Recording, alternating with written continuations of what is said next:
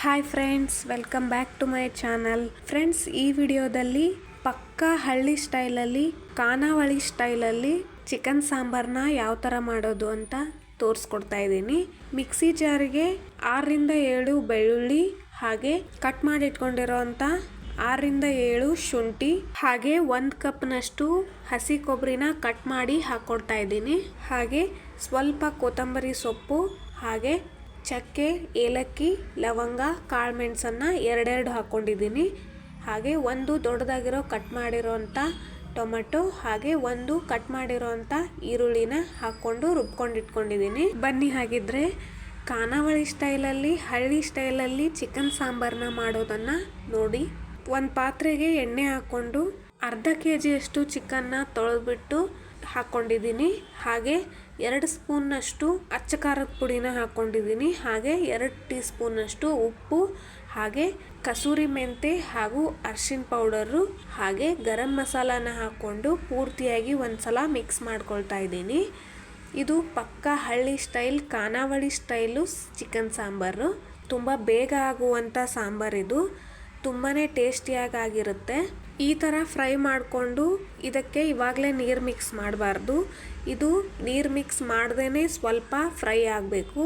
ಅಂದರೆ 1 ನಿಮಿಷ ಇದರಲ್ಲೇ ಬೇಯಿಸ್ಕೊಳ್ಬೇಕು ಎಣ್ಣೆಲೆ.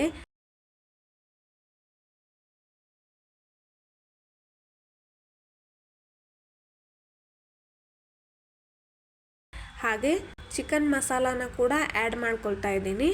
ಯಾವುದಾದ್ರೂ ಚಿಕನ್ ಮಸಾಲ ಇದ್ದರೆ ಯೂಸ್ ಮಾಡ್ಕೊಳ್ಬೋದು.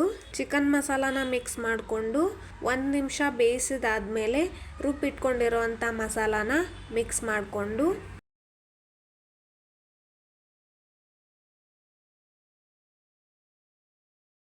ನಿಮ್ಗೆ ಎಷ್ಟು ಬೇಕೋ ಅಷ್ಟು ಸ್ವಲ್ಪ ನೀರನ್ನು ಮಿಕ್ಸ್ ಮಾಡಿಕೊಂಡು 1-2 ನಿಮಿಷ ಬೇಯಿಸ್ಬಿಟ್ರೆ ಪಕ್ಕಾ ಹಳ್ಳಿ ಸ್ಟೈಲಲ್ಲಿ, ಖಾನಾವಳಿ ಸ್ಟೈಲಲ್ಲಿ ಸಿಂಪಲ್ ಆಗಿ ಚಿಕನ್ ಸಾಂಬಾರು ರೆಡಿ ಆಗುತ್ತೆ.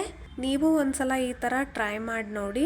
ಮಸಾಲಾನೆಲ್ಲ ಮಿಕ್ಸ್ ಮಾಡ್ಕೊಂಡಾದ್ಮೇಲೆ 2 ನಿಮಿಷದ ಒಳಗಡೆನೆ ಗ್ಯಾಸ್ ಆಫ್ ಮಾಡಿಬಿಡ್ಬೇಕು. ಯಾಕಂದರೆ ಆಲ್ರೆಡಿ 1 ನಿಮಿಷ ಎಣ್ಣೆಲಿ ಫ್ರೈ ಆಗಿರುತ್ತೆ ಚಿಕನ್ನು.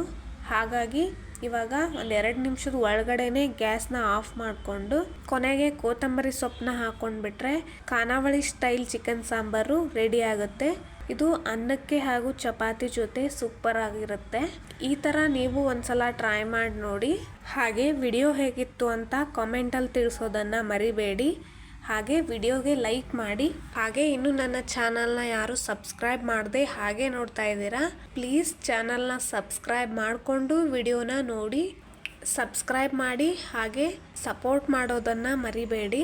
ಮತ್ತೆ ಸಿಗ್ತೀನಿ ಮುಂದಿನ ವಿಡಿಯೋದಲ್ಲಿ ಚಿಕನ್ ಬಿರಿಯಾನಿ ಜೊತೆ. Thanks for watching. Bye. Keep supporting and subscribe my channel. More videos. Bye.